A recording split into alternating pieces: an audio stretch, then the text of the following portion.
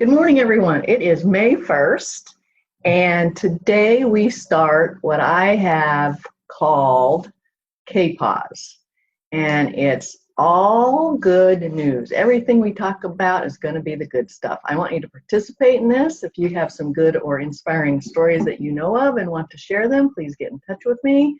Jump on as my guest on a Zoom recording, and keep the good news and the inspiring stories coming, okay? Because I want us all to participate in this. I think when we focus on the good things will continue to happen. So today, I went back and did a little research. It's going to be kind of fun, I think. On this day in 1931, the President of the United States, anybody remember who that was? Herbert Hoover dedicated the Empire State Building.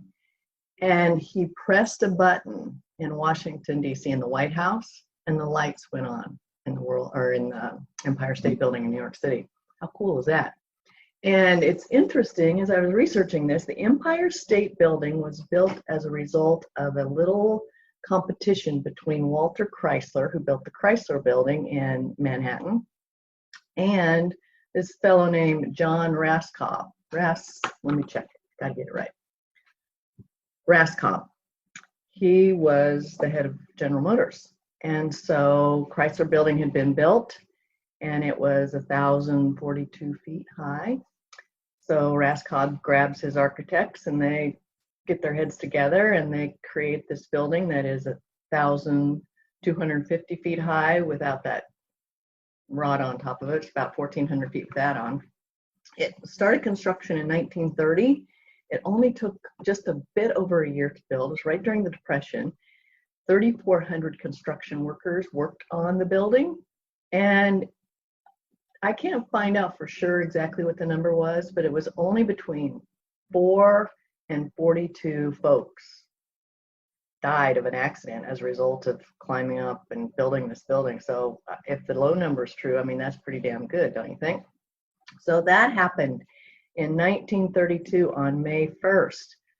Another thing that happened in 1967, Elvis got married. Elvis married Priscilla on this day in 1967 at the Aladdin Hotel in Las Vegas.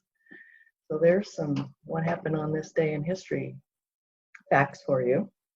And so what's the good news? The good news is I looked up a story about this chap in England. He's a 37-year-old father of 3 children. He's in the cleaning business. They've been on this timeout with the rest of us in the world.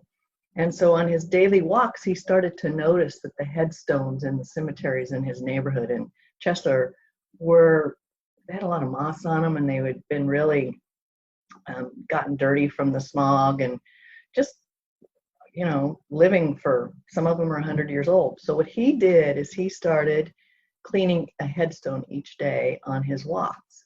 Then he took his kids and he had them help. He only let them use soap and water because, they're smaller, and some of these headstones, like I said, are about 100 years old. And so you have to be really careful when you're dealing with that. And since he's a professional cleaner, he would use more stringent cleaning supplies that he knew wouldn't harm these headstones.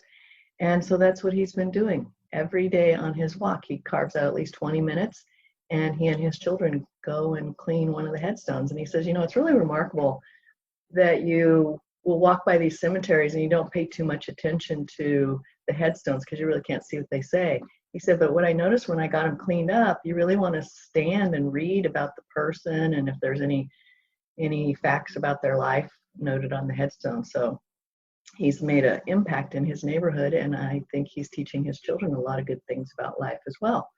So that's it. That's the good news. That's the good stuff I have for you today. Please join me. Please send me either your great stories or jump on here with me and let's talk about this stuff.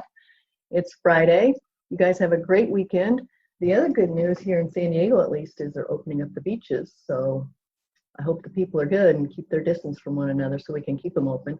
You guys take care. Have a kick-ass weekend. Be safe. Stay away from one another, at least 6 feet. And I will see you. I don't know if I'm going to do this on the weekends or not. We'll see. Maybe tomorrow, maybe on Monday. Until then, take good care. Talk to you soon. Bye-bye.